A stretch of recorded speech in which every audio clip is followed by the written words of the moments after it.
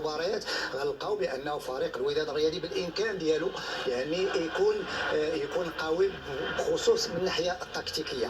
والدليل هو الفرق ما بين مباراه اف سي سيفي ومباراه اليوم. وحتى الارقام اللي تكلمنا على اليوم، الارقام كلها كانت لصالح فريق الوداد الرياضي بغض النظر على الهدف اللي تسجل، ولكن راه كاين في البوزيسيون كاين 50-50، خمسه ديال الزوايا اللي ما كانتش عند ولا زاويه عند بورتو. تير كادري كانت عند الوداد جوج ووحده عند اف سي بورتو، 11 نون كادري بالنسبه لفريق الوداد الرياضي وثلاثه فريق اف سي بورتو. حتى هذوك الضربات الثابته كانت اكثر لفريق الوداد. اذا من ناحيه الارقام فتنظن بانه الوداد احسن اف سي بورتو، ولكن دائما المباريات اللي تتحسب بالنتيجه، وفي المباريات الكبيره اكيد بان خص يكون فعاليه كثيره اكثر من الارقام. الاهداف هي الاهم.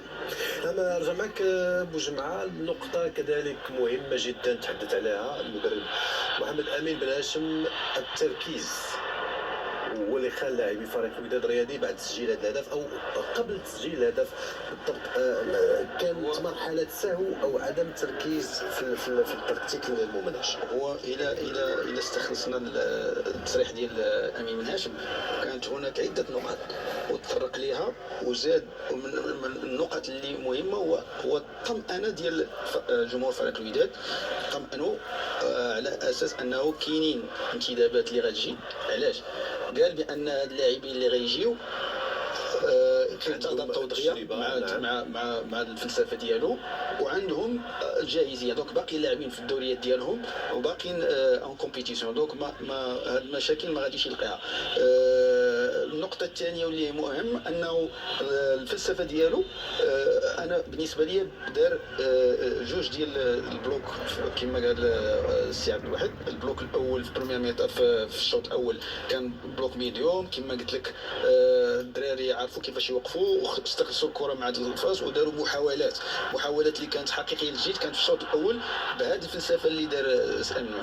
وهذاك الفلسفه وكما قلتي ملي غادي يطبقوها خص واحد الحاجه واحد العامل هو التركيز. هو اللي غادي يعمل عليه دابا في التربص اللي غيكون التركيز لانه واحد السهو واحد قله التركيز خلى انه فريق الوداد يستقبل هدف. فريق الوداد خلق عده فرص وما سجلش، وفريق اس سي بورتو خلق محاوله وسجل فيها هدف. محاولتين، ولكن المحاولات ديال فريق الوداد ولا الاحصائيات كامله كانت صالح فريق الوداد، ولكن النتيجه كانت صالح فريق اس سي بورتو. دونك كاين هناك عمل، كاين هناك انه مراكز الخصاص غادي تجي، وهذوك مراكز الخصاص خصوصا انا كما قلت لك خاص الاختيار يكون في زعما مقنن وعارف. والشيء اللي زاد طمأني هو انه بن هاشم قال بانه الجمهور ما يتخدعش وما يخافش، لانه هناك مراكز خصاص اللي حنا دارسينو غادي يجيو ونتمناو. لان كما قال حتى الاخ سهيل الطريقه باش كيعتمد عليها كتحاول توحي لينا بانه كما دار وليد الركراكي في كاس العالم 2022. دونك الطريقه باش تلعب خلاته انه يوصل حتى للدومي فينال وقارع الفرق القويه.